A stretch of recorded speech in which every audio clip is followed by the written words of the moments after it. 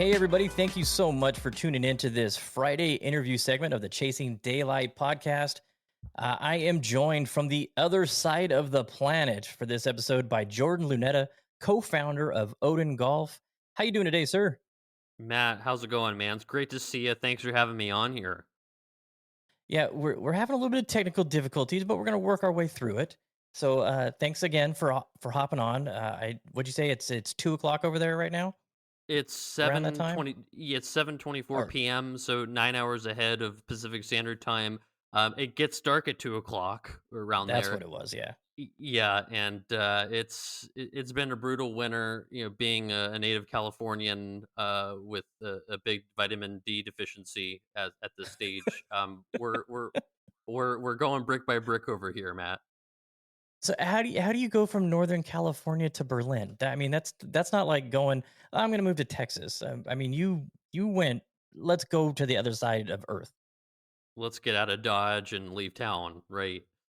So I moved here May 2013, moved over here for work, and being from the SF Bay Area, high tech ran through the DNA. So I wanted to live and work in Europe and also work in high tech. And Berlin was kind of the obvious choice there. I didn't want to do London or any of the other big European cities. Berlin was similar to SF, very eclectic, very edgy, a lot of crazy history that is very fascinating. And I live in the eastern part of the city, which is gentrified now, but it's the grungy, sexy part of it. It's not like any other European city. Very DDR era, blocked buildings, graffiti.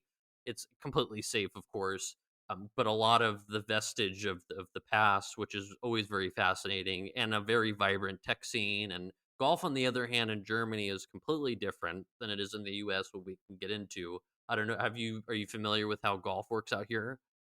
No, no. I spent a little time in Germany in my younger years. My dad, I'm an Air Force brat, so Mm, I spent some time in, and it would be the like southern area, Bitburg, Heidelberg, Germany. Bitburg is where we were. Bitburg, right? Small little town. It's not an Air Force base anymore. They shut it down. But I was 6 through 9, so getting out and experiencing golf was the furthest thing on my mind. Mm-hmm. Right. Yeah, totally. So what's Yeah. different about it out there? Well, you need a license to play out here. What? Yes. So it's wild. So when I moved out here in 2013, I wanted to play golf. And I went to the course and I said, "Hey, I'd like to play." And they said, "Hey, you need a license to play." And essentially, what happens is you play 18 holes. Someone follows you in a cart and has a checklist, like you're taking a DMV test. Now, I didn't think anything could top the DMV, but this thing gives the DMV a run for its money. Let me tell you. So So you I basically have a player assessment test you have to take to in order to play public golf? right, just to ensure that you're not shitting the bed on the course, essentially. Which, I mean, if we can make it work over the pond, I think anyone can make it work, essentially. So I went in, I said, like, I want to play, and they said, no, you need a license. And I basically like flipped them the bird. I said, like, what are you running here? This is completely odd. Anyone in the US can pick up a club. It's very open, more so than it was The here. German mafia running golf. Yeah, it's the quirky. Very risk averse in the culture here. Every culture has its quirks, and we have our quirks over there, of course. So Yeah, I love absolutely. living here, and I love the culture. But I told them, I said, I just said, oh, I'm a member of Pebble Beach, which I'm not, and that doesn't exist. But they heard Pebble Beach, and they're like, okay, yeah, like that's fine, like no problem. So we do whatever it takes to get to the yes, right? Right. So So that was the did you have to take the test? I didn't take the test. No, I Oh, wouldn't be good for caught. you. I wouldn't be caught dead taking a DMV golf test. Well, actually, Trey, one of our friends, Trey, who's on the show every now and then, he is an advocate for players having to prove that they can make their way around a golf course. So he actually might love that idea. He would probably fit in very well here. Does he like Iggy Pop and Bowie bootlegs? David Hasselhoff, right? Yeah. That's right. There you go, and schnitzel and Uh, copious amounts of beer. Yeah. wow, I had no idea about that. Good grief. Talk about learning something new every day. You had Oh man, wow. it's wild. And I will say though, he's got a good point in a couple aspects of it. So there, I can't tell you how many people here that got that license that were incredibly proud about it, but they had the world's worst etiquette, pace of play, walking on people's lines, not fixing their divots, hitting other people's balls, because they don't teach that in that test. They may, but it goes over people's heads. To me, that's the most important stuff. Like if you're having a terrible Yeah. round, fine, but you be aware, be cognizant of your surroundings essentially. So that kind of stuff, educating people on that, I think is important. But having that for the sake of that, I think that's a different story. So he's on to something, and I think there could be a kind of a prorated version of that, pace of play and etiquette and stuff. Okay, one last thing on the subject because this is fascinating to me. Oh yeah. Can they revoke your license? That's a good question. I'm not sure. I think you could probably be warned if you're, tearing up the course and you're just, abusive to people and that sort of thing. It's completely nefarious in actions. I have not heard of Wow. that, although I would love to be the first one that got mine revoked. Just as Wear a that as a just as badge of honor. Yeah, just as a rebel. But playing loud music on the course and having a cooler of beer.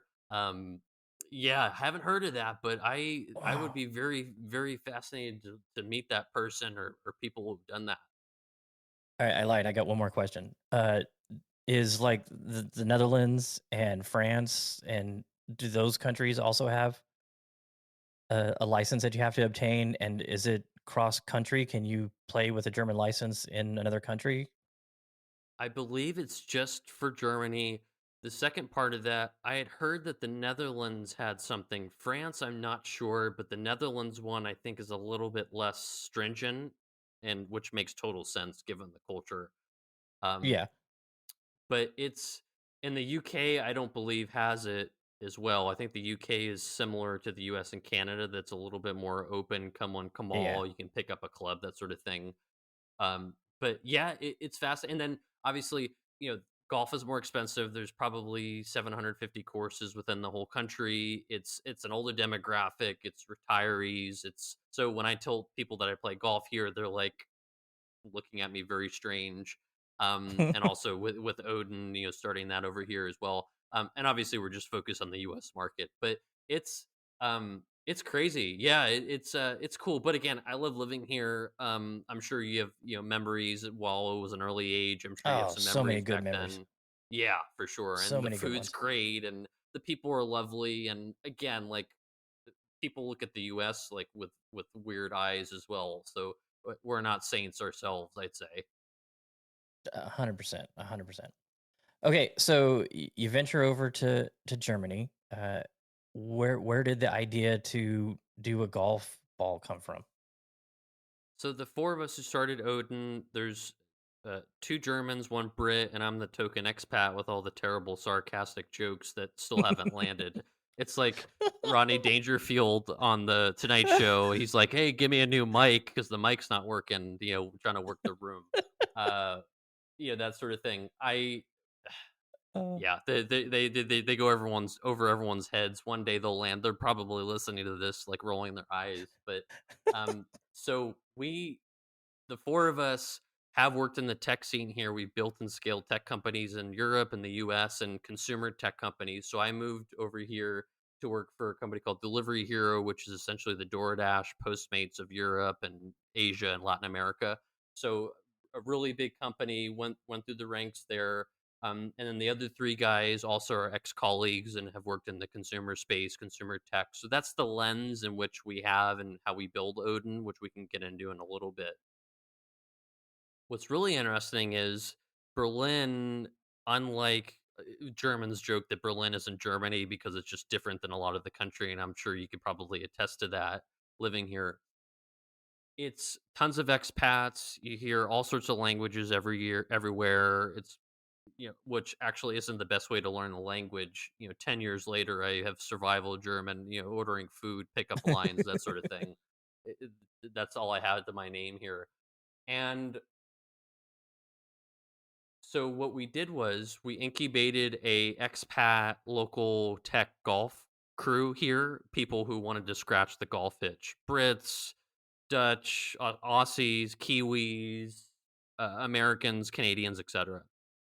So we incubated this game. One day, the four of us are out on the course. This is 2 years ago or so, and we're everyday golfers between 12s and 25. So not amazing. I like to say, get the job done kind of swings. Enough to have fun, not shit the bed too much, but also enjoy ourselves and not take it too seriously. So we're playing one day, Maintain your license. maintaining their license. I think the other three have their licenses. They were law abiding citizens. Um, we're having a terrible round one day. We're donating to the lake, the forest, essentially spraying marketing material all over the course, emptying our bags out. It's like the scene in Happy Gilmore where he throws the bag into the lake. I think it was that or Caddyshack, one of those. And we just stopped and looked at each other and we said, well, why are we losing golf balls of old stuffy incumbent brands that don't speak to us as the next generation of golfers, the digital natives, people who are consuming golf in new and innovative ways and who that we just don't vibe well with these brands? Why aren't we losing our own golf balls? So that was the seed crystal of the idea for Odin about 2 years ago. We also said, look, given our background of being in the software world, building and scaling companies and accessing thousands, millions of users, we want to bring this to golfers around the globe. So essentially, our North Star vision for this is a platform for the everyday golfer, not only a place where you can get a destination for your balls and your gear, your everyday course essentials, but a way to gamify golf for the everyday golfer. So essentially, what the old and stuffy incumbent brands did for the tour, for the professional players, we're doing for the everyday golfer. Hence, our get paid to play golf sponsorship is one brick towards that. So for us, it was never about just another ball company. It was about, well, the ball was for us was incredibly important to be able to give you an experience what you'd get from a traditional brand, but as we say, reload without the guilt. Like you shouldn't be dropping 50 beans on a dozen, right? So that was the Right. starting point and the lens of which we've had. And then the other thing was two other things. We said, look, there's no shortage of consumer choice here. There's 750 ball companies, there's thousands of apparel companies. This market is incredibly mature.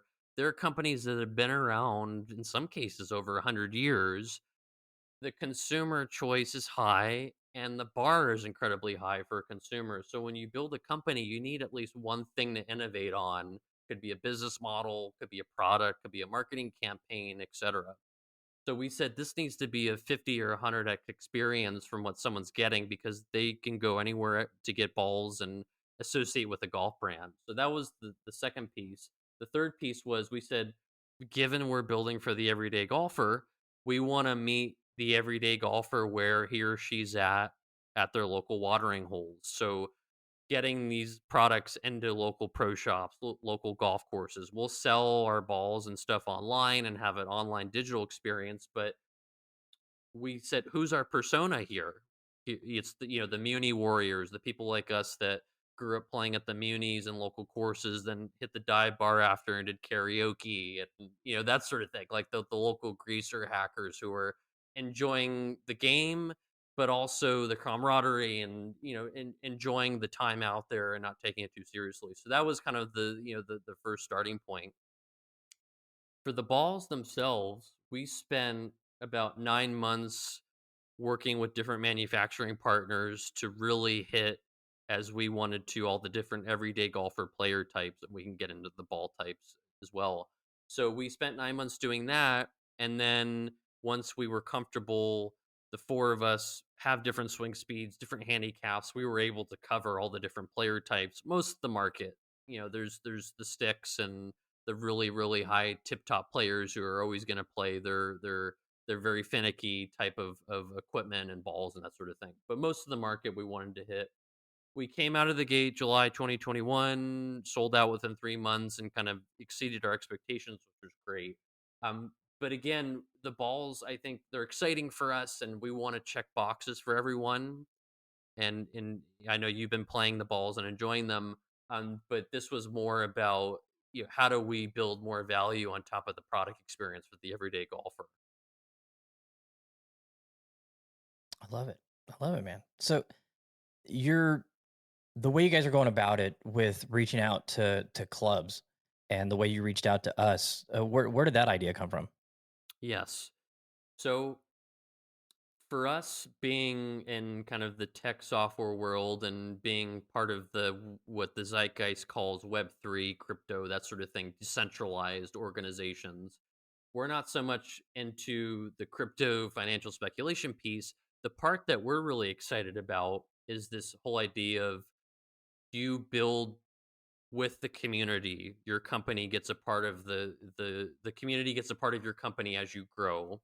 So the analogy we use is, rather than one Zuck or one Jeff getting wealthy, there should be a million Zucks and a million Jeffs getting wealthy. That we believe in strongly. And another uh, part of that is the future of digital consumption, meaning consumers, we as consumers, we're not only going to want a killer product experience, but we want to get other benefits on top of a brand that we associate with. That could be money, it could be loyalty benefits, fill in the blank, in addition to the product experience.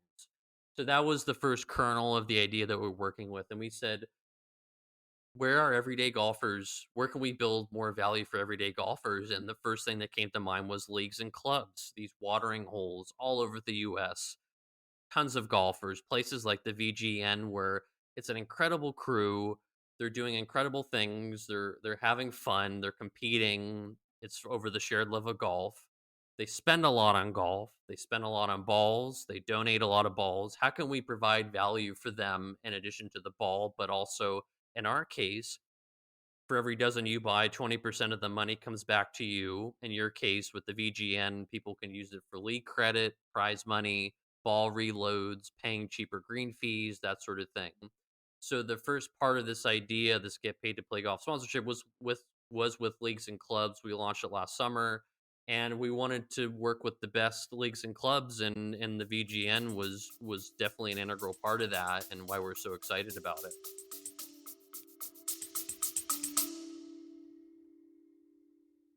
We're Nish and Chris, two very amateur golfers, on a quest to play the top 100 courses in the UK and Ireland, after Chris set this challenge on a drunken Saturday night in my kitchen. Join us on our frequently humorous journey of a lifetime as we grapple with the logistical and financial challenge of playing some of the best courses in the world, as well as grappling with our games, because let's face it, it's never just about playing. Sometimes the score matters too. Listen to the Top 110 Golf Podcast wherever you get your podcasts. It's unique. That's what caught my eye. It's something I hadn't seen before, and when I presented it to our board, they were like, that sounds great," And so yeah, we're set up to where if a player buys a dozen, or 2 dozen, or 3 dozen, however many they buy, it works out to $7 on our end for the $34 dozen golf balls, which great price point, by the way. Hmm. And so we apply it to their tournament fees. So they register for an event. Once registration closes and they haven't canceled, then they're going to get a refund. So it's a great way for our players to save a little bit of money. I mean, it's not, you're not getting free green fees, but every little bit helps over a season. So they're excited about it. Totally. And for us, again, we want people to use Odin in software speak, use it as a platform. You want to use it for balls, great. You want to use it for balls and getting money back and having these other benefits on top. Like, we want you to use it in a multitude of ways. And in a league club context, we have some league club partners that aren't necessarily online savvy and have a lot of presence on Instagram and the different platforms. So we help them with digital graphics and digital marketing and that sort of thing, of look, like, we're building this for you. Like, you tell us what you want to use this for and where you'll get the most value. And not everyone is the same, of course, which is fascinating in itself. I will say candidly, one thing, as we were kind of joking before this, it's a bit of a bloodbath getting into the golf space, and obviously was very hot over the pandemic. It's an incredibly mature market, and candidly, I mean, we're a new brand. We're very early in our journey, and we're a nobody brand. No one knows us. So when we approach people with this kind of thing, it's new. In some cases, they may not understand it, and also they're dubious to try a new ball because they may have grown up and have been playing Titleist or Callaway for 30 years or 10 years. So it's it's a tough nut to crack, candidly, and I'm sure you've seen this too with various brands and people over the years. It can be a bit of a tough gig.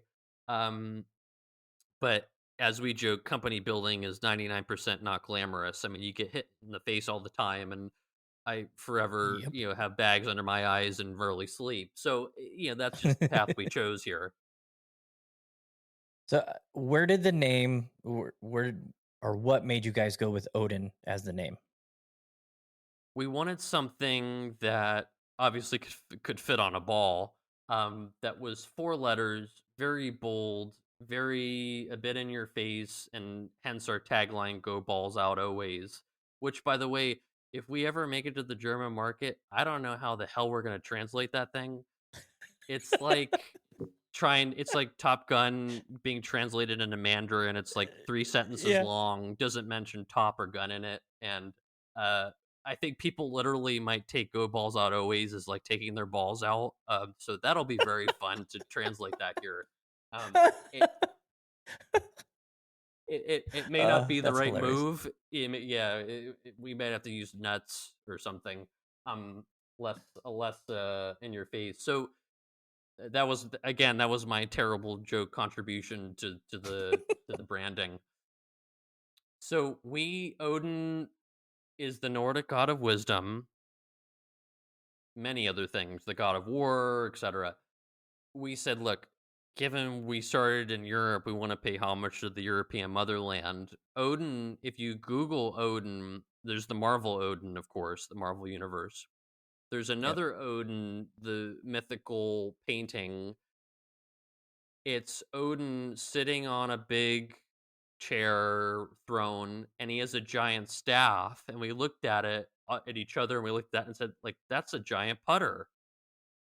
So it was like, this is a match made in heaven here. It fits, and then, obviously with our colors, our splash, that sort of thing. So it all kind of aligned. And then for the ball, which you were asking about it before, obviously, let's face it, many people can be very meticulous about their balls, their colors, which we were joking about. Some people like to just play yellow balls, white balls, etc. Matte balls. The branding, we made that bold on the ball to fit the branding that "Go balls out always," and it's not for everyone. I would say most people like it because it stands out on the fairway, and maybe you can share kind of what you found. But that's where the ball itself branding came from. Yeah, I have one guy that is kind of a lunatic when it comes to golf balls, like myself. And I told him the other day, I said, I really need to get you a sleeve of these Odin balls. And he goes, I can't get over the logo. And I'm like, well, you're gonna have to try. And then other guys are like, dude, I love the logo. It's such a, you're right. Golfers are very finicky. I mean, of all the sports, golfers are so finicky about everything. Joe won't play a ball that's not yellow. Cliff won't play a ball with a big logo. It's there's so many particulars that just has to be right. So they're gonna try it, and they'll see. Maybe we'll get them over the logo. I love it. I think it's great. I like the bold. Like you said, it's very distinctive from the fairway. You can see it. Um, I think it's great. Definitely. And I think the other thing I would say candidly is there's a behavior shift with all of this because people are just used to playing a yellow ball for 20 years, and it looks the same. They have a pre-shot routine. They move the ball in a certain way. They want it to look and feel because it all contributes to whatever you're executing, trying to put the damn thing and dunk it, right? So all those little nuances fit together. The swing, I mean, that's a million nuances and mechanics. So it's fascinating seeing that, and there's a long tail of things. Some people put Sharpie all over their balls. Some people want it pristine. They clean it. They have kind of a clean routine that's part of their round. So it's very fascinating for sure. Yeah, we're such a weird group of people. Such a Yeah, weird. totally. So right now, how many versions of the golf, not color wise, but how many different variants of golf balls does Odin have? We have two types out now. We have our X1, which you guys have been playing. That's our quote unquote tour level ball, 3-piece urethane, plays like a Pro V1 TP5 in that range for $34.99. Again, reload without the guilt. Like, don't dent your wallet. You're like, go use that $15 for a breakfast burrito and a bloody or a tall boy. Like, go treat yourself, kind of thing. That's how we built, literally how we built that ball in mind. I mean, obviously there's the utility and performance aspect, but leave that money left over to go do other things. The other ball is our X ball, and both of them are 3-piece, which were also very intentional. So our X ball is 19.99. It's a 3-piece ionomer ball, extra distance, but it has a soft core, so it doesn't feel like hitting a rock. And most distance balls are not great feeling, and they're 2-piece balls. So we intentionally did that price point because most of those balls, actually, most of those distance balls are a little bit more as well. They're mid 20s, but that ball could play with a late 20 price point ball as well. So we were very intentional about those two balls. We don't want to come out with like 10 different versions. We want to come out with two versions that are very straightforward, speak straight to the utility, that cover most of the player types. So are you guys going to stay with the two? Because I know at one point you had three, right?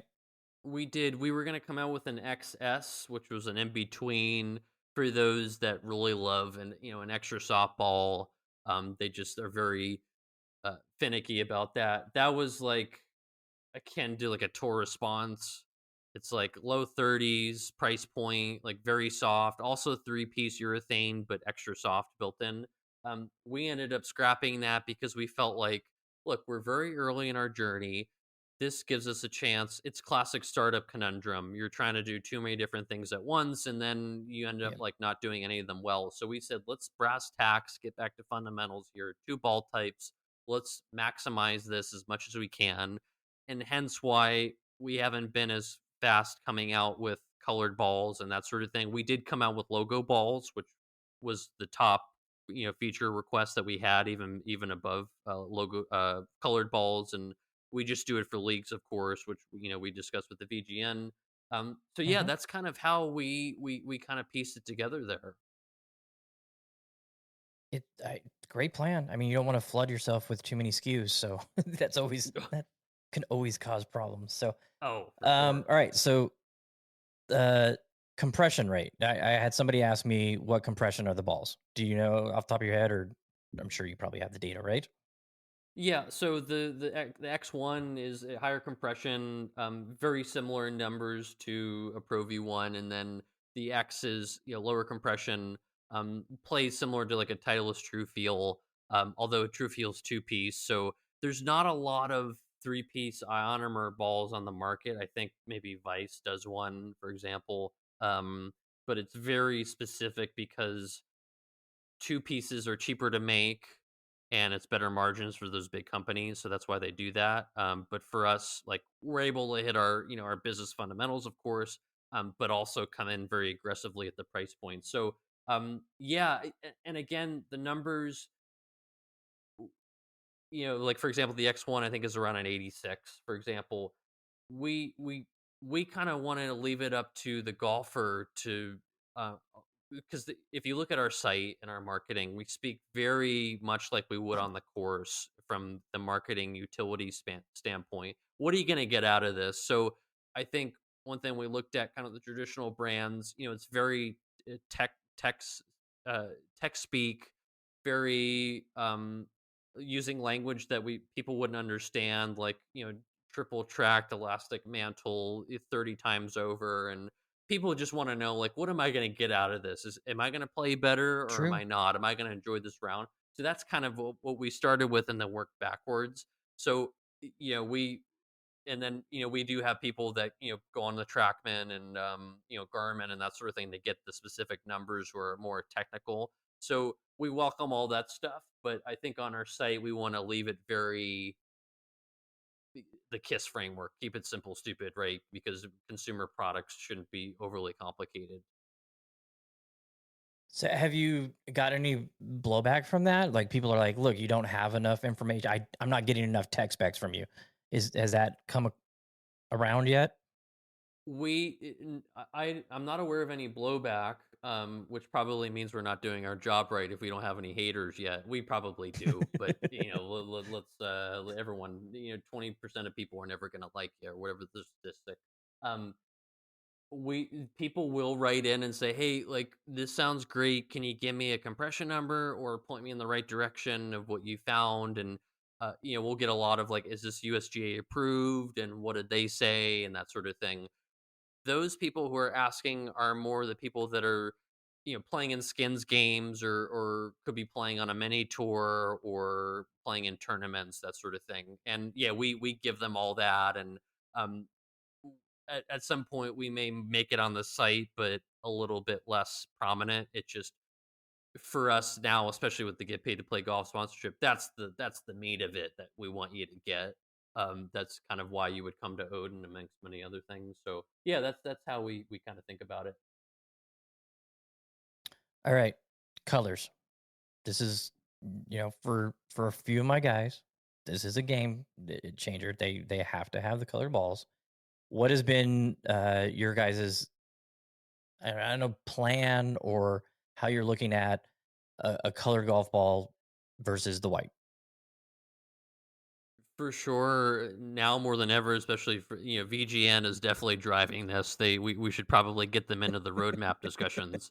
Um, uh, we love it. We're building for you guys, so we love to hear it. The colored balls, we would probably, yellow for sure is the most requested one. Secondly, probably green, like a darker green, and then orange and red are kind of follow. There's a long tail of color. Matte Yeah. is in there as well, two tone. One thing I would say that's almost equally heard as much as the yellow ball is, hey, can you put paint splatter on the balls? Because people love our packaging and they want to see it on a ball. Now, this is the rub with consumer, which is very fascinating. And this is something that we think about and keeps us up at night, uh, literally. How to cut through, are are people really going to get value out of it? They may say they want it, like the paint splatter ball, for example, yellow for sure. Like that's very common. The paint splatter ball, like, would people actually get value out of that, or is it just they see the box and, hey, this would be cool? Like, have you considered this? But then so we have this in the software world. There's this five whys framework. Like, okay, why is that the case? You start to dig, you pull back the onion layer, and you figure out actually they don't really want a paint splattered ball. Like, they wouldn't get value out of it, or it'd be weird for them, or it would mess up their swing. So it's fascinating to see that with the colors, especially. Now, the logoed balls, I will say that's pretty clear cut. Like, especially from from your guys' standpoint, like having the VGN branding on there. It's, you guys have the camaraderie. You get the band together over the common love of golf and the VGN context. That is very cool for people and very clear cut, and that's like value that people have because it's inherent and intrinsic to people. So it's interesting, the juxtaposition and balancing those things, feature requests with what is actually going to get people value. Good. Cool. All right. So, kind of a hot topic when it comes to golf balls. Uh, I'm sure you guys are familiar with what happened with Titleist and their lawsuits and shutting down some ball companies, going back 6 years ago. Hmm. Um, when Kirkland's, I'm going to prelude this in. So, when Kirkland Hmm. came out with their golf ball and it Hmm. started like shockwaves, like, oh, this is an amazing golf ball. And my golf spy tested it and it's like, this is amazing. And it just blew up. Hmm. a lot of people are like, okay, who is this golf ball? Who is making this golf ball? Hmm. Um, so from your guys' standpoint, is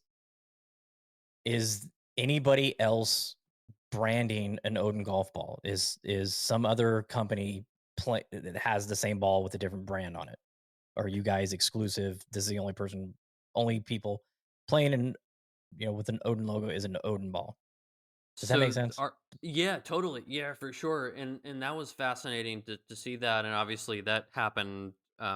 We were familiar with it being in the golf world and being golf nuts. So we were for sure familiar with the Acushnet Costco Kirkland lawsuit. Now I think it's a lot of that stuff is more mainstream, and there's other companies that have come about. Vice kind of paved the way for the direct to consumer kind of pioneer, that sort of thing.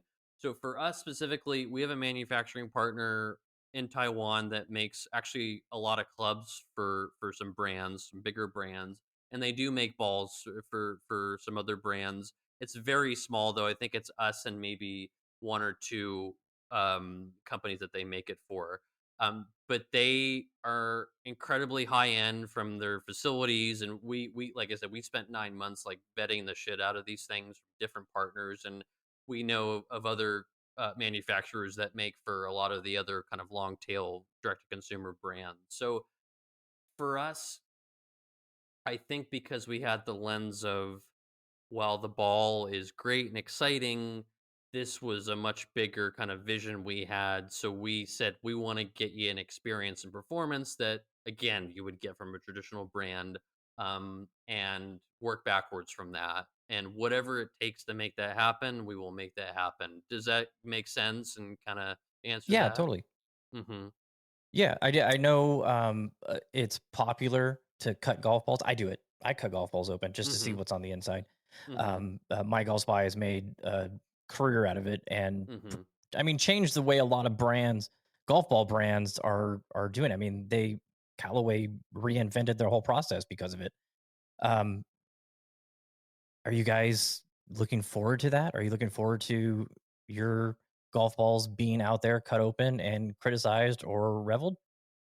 Definitely. Yeah, I think we are like we're doing here. We want to be candid, we want to be open, and this is part of the getting back to the decentralized concept. Like, we're building for you, we want to build with you. What do you want to see happen here from a kind of customer value standpoint? So if you want to open it up and look into it and that sort of thing, like, I think that's great, and we want you to understand what you're getting into here, because again, there's no shortage of choice of places to go. But again, for us, it's important that you get the utility that you want to get out of it. And we have people that don't like oat balls. Like, we get that all the time, and just hey, like, this isn't working for me. I want to go back to another brand, and that's okay. And it's, again, the rub with consumer, like, you could use a multitude of examples of companies over the 100 years of time of us consuming products. A Chanel bag, a Rolex watch, whatever, the fill in the blank, they're not for everyone. And obviously we're not a luxury brand, and we're a consumer processed good, and it's a little bit different than a watch or a handbag.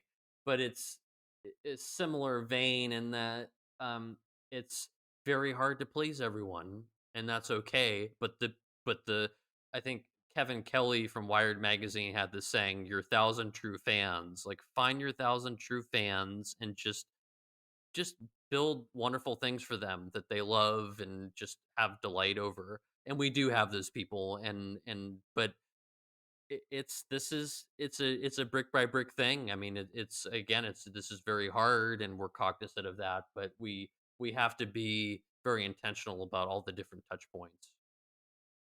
Yeah, 100%. All right, so what's down the road? I know you said colors coming, but where do you see yourself at in the next couple of years?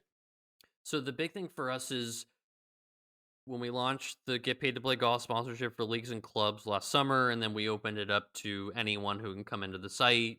20% of the money comes back to you. You can use it for green fees, food, grub, and whole 19 lessons, more equipment, ball reloads, etc. So our goal and plan is to roll this out more all over the US, bring in more partners, and get this to as many people as we can, because we believe this whole package is valuable for people. Again, it's another classic startup conundrum. If you have a great product experience and value for someone, but no one sees it, well, that defeats the whole purpose. So it's getting the distribution into the market and getting this to as many people as we can, because we believe in it, and we want people to have a great experience. That's for us is most important. So that's our big plan. In regards to that context, we're going to start rolling out more facets of the get paid to play golf sponsorship. So one thing that you and I talked about, we're going to be rolling out this Odin card that lives on your phone's wallet, iPhone, Android, that gets topped off with sponsorship payouts directly to the card, and you can use that at any golf course and pay with it directly, put your green fee, use it within the course context, and then, or if you want to go to a local sim house, for example, use it there, or want to use it at Golfland, like, or Top Golf, wherever. So for us, like, we want you to use Odin in a multitude of ways and get value out of the way you like. And then in that case, that's the context. So that's kind of our big focus of getting this, to as many people as we can. So cool. I love that you guys are tech. You're founded by tech. Um, it's it's the world we live in now, and it's nice to see some fresh new ideas in the golf space. Because I mean, every year a new golf manufacturer comes out, a new golf ball, a new Mm-hmm. golf ball. You see it all over the place. Mm-hmm. They come and then they're gone. They come and then they're gone. But I love how you guys are establishing yourself based on tech and finding different ways to attract golfers to the ball. It's Mm-hmm. it's really well done. I think it's an amazing concept. Well, thanks for all the support. I mean, you guys have been great, allowing us to. I mean, we're I guess you could call, we're still in beta. I mean, it is public and we're very public about it, but you guys have been, incredibly. We're grateful to you guys for giving us the ability to test this stuff out. And I will say, most of the stuff. That's the other fun thing about company building. Most of the stuff, like, doesn't work. I mean, I can't tell you how many things we've done that just doesn't work. It could be, again, a marketing campaign, it could be a reel. I mean, most of our reels no one sees anyways, so let's face it, you're only as good as your well, I'll spend 4 hours, like, in an Excel spreadsheet, and then another 4 hours editing a reel, and then 10 people see it.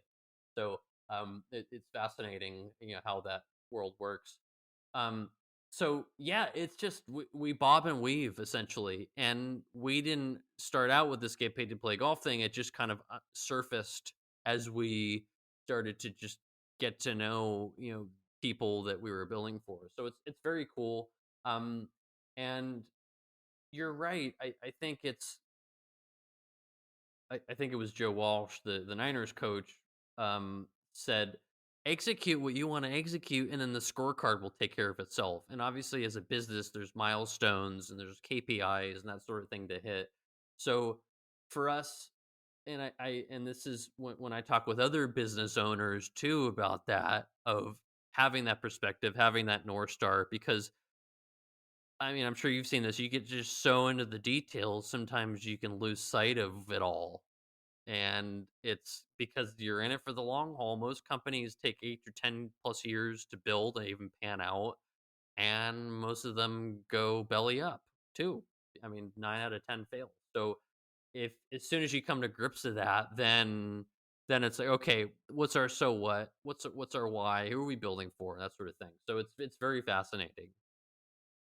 Do you have any idea of how many players have played the golf ball? Do you have a?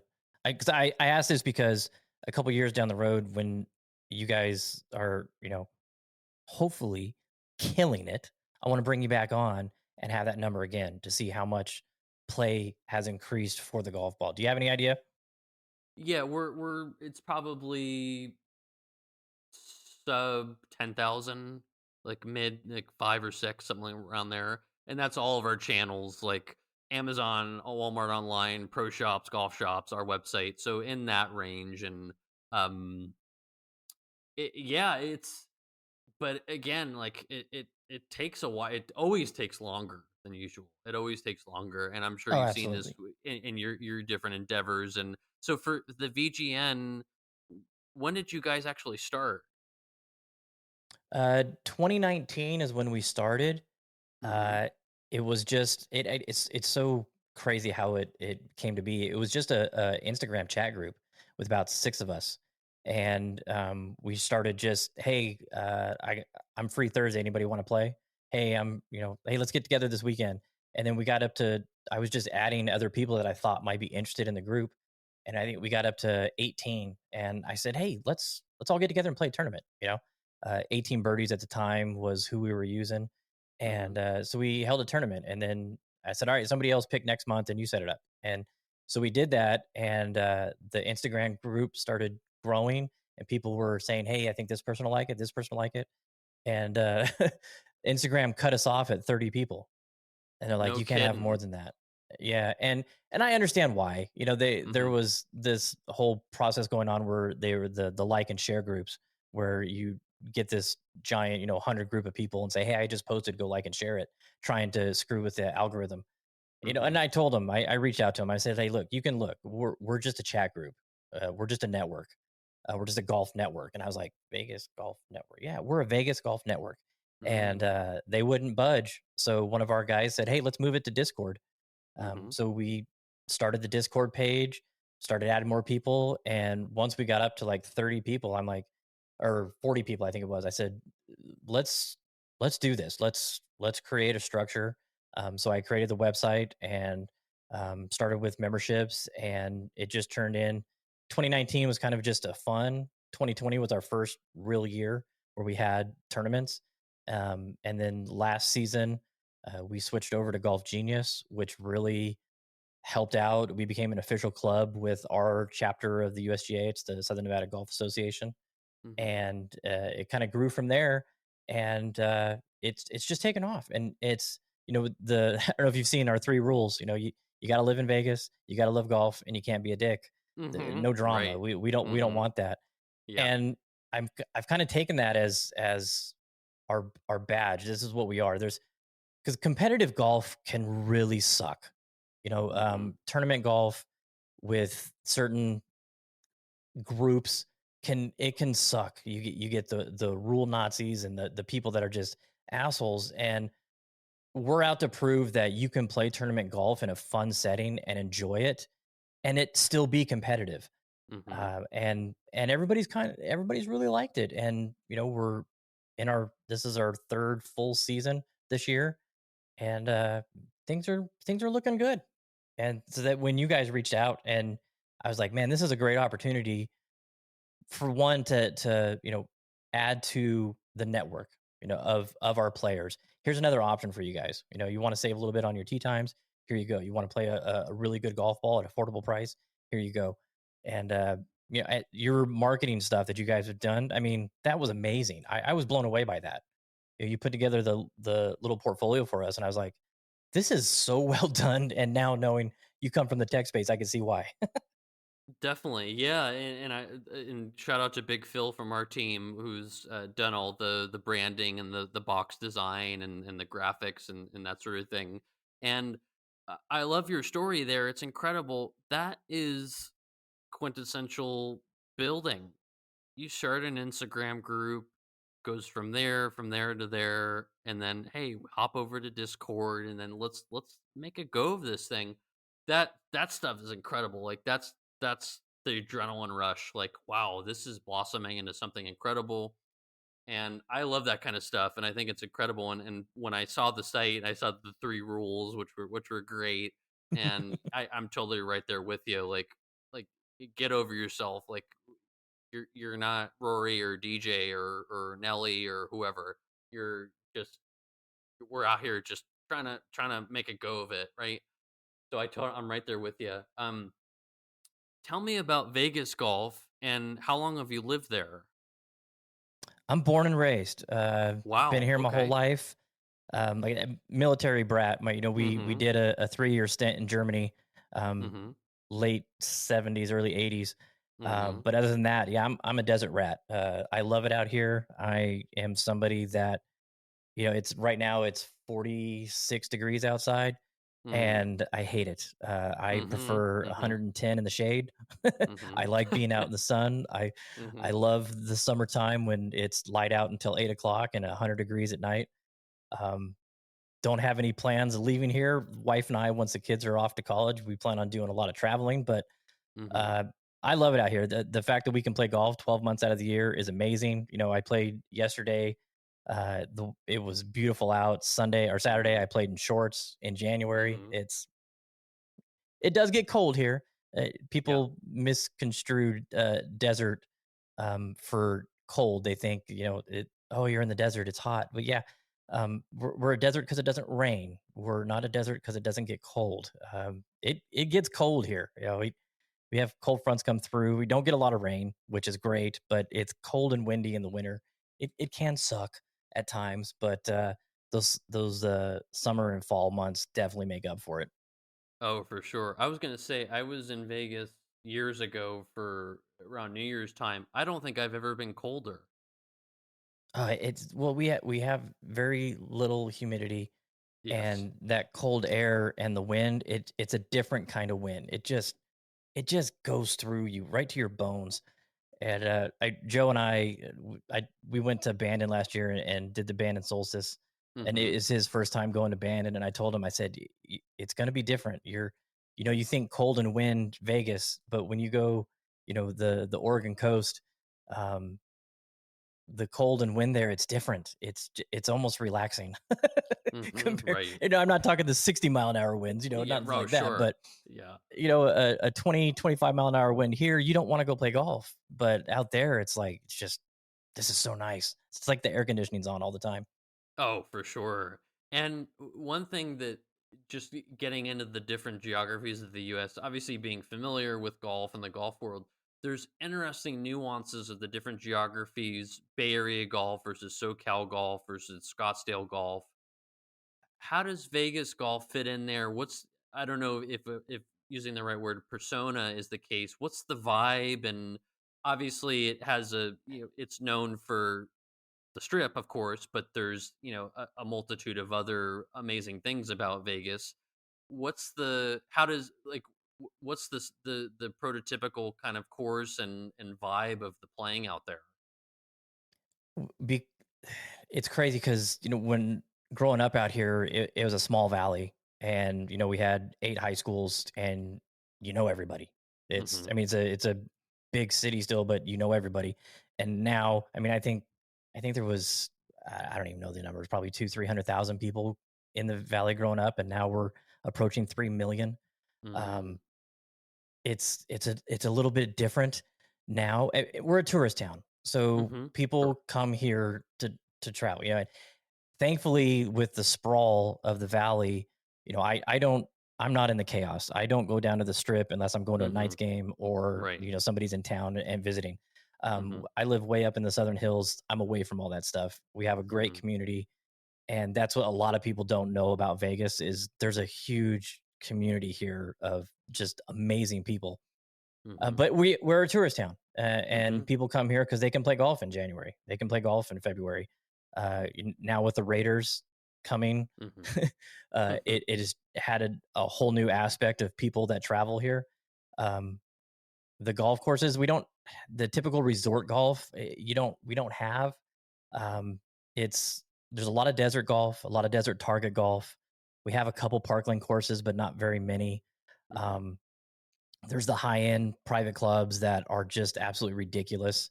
But it's pretty just average golf. It's nothing like, oh my god, I got to go to Vegas and play Vegas golf. It's Mhm. golf, and Mhm. you get some unique experiences. Scottsdale, has some just crazy landscapes that they fit golf courses into.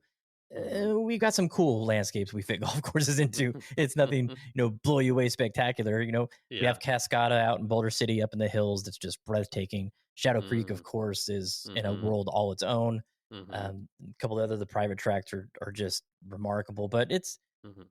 it's a weird town because you have I tell people from small areas, golf here is crazy different. I have a buddy that lives in St. Louis, and he's at a club.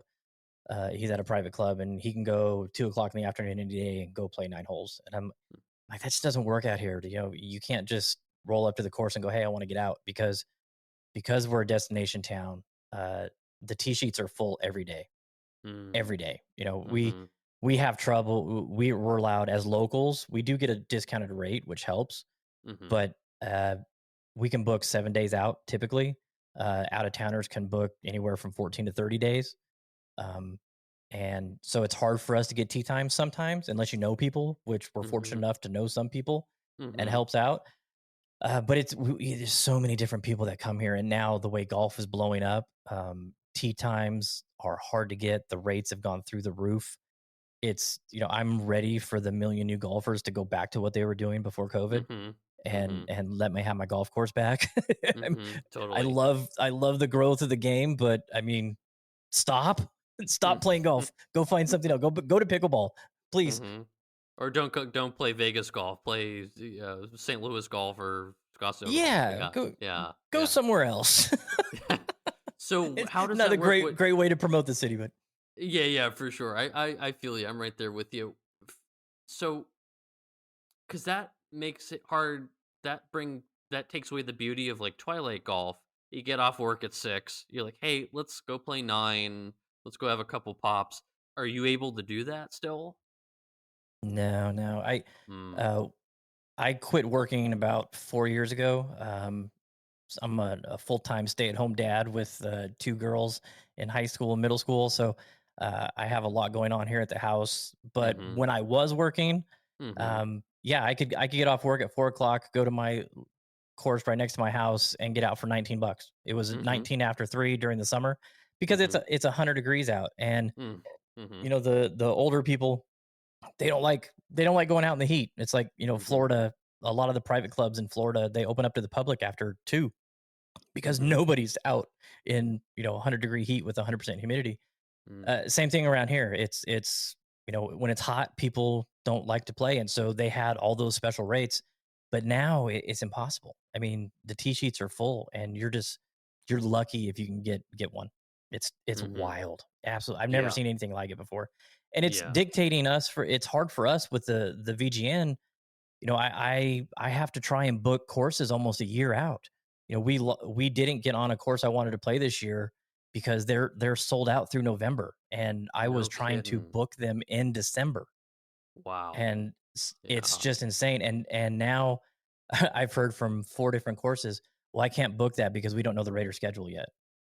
Oh. Yeah. Because so many people come here, they're gonna make Wow. a weekend out of it. I'm gonna come into Vegas. I'm gonna land Friday morning, go play some golf, go out with my friends, go play golf Saturday, go to the Raider game, fly home.